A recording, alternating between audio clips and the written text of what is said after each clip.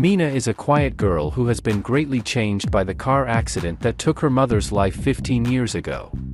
Mina blames herself for her death, and despite the fact that her twin sister Lucy has been trying to get in touch with her all these years, she keeps to herself.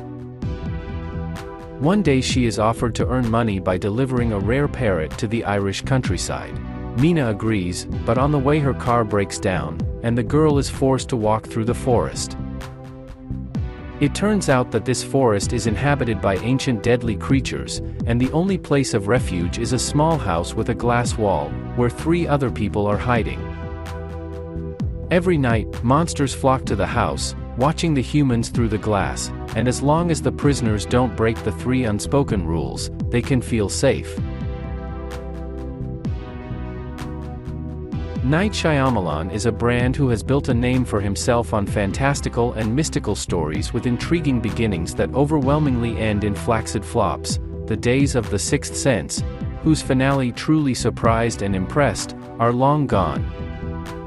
In the last 2 decades, Shyamalan's films have been predominantly frustrating and disappointing, largely because he is still expected to hit with a punch as powerful and beautiful as his swing.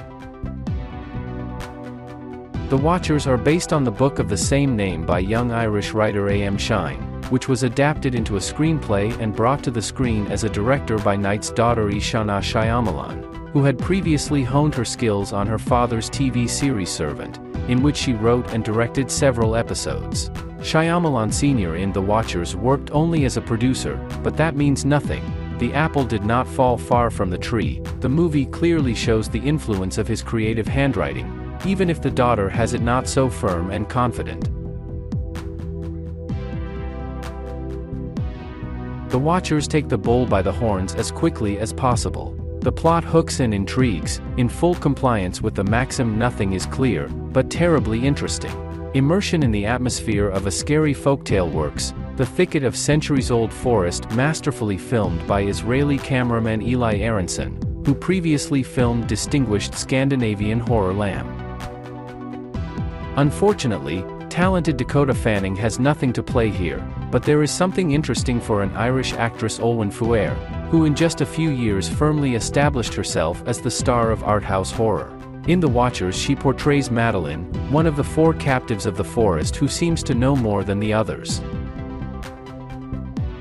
But all this primal beauty and gradually winding spiral of intrigue, unfortunately, once again goes nowhere in the climax, unfocused, blurred, without obvious emotional emphasis, suddenly moralizing and simultaneously silly. It doesn't get to the idiocy of the happening or the rambling nonsense of time, M. Night Shyamalan's other failed films, but Ishana Shyamalan, like her father, either feels and perceives movies differently or thinks that the ending doesn't matter much when there's an interesting concept and atmosphere, people watch it anyway. Alas, this is not the case, and The Watchers' box office, which turned out to be noticeably lower than expected and did not allow to recoup the already low budget of $30 million, once again confirmed it.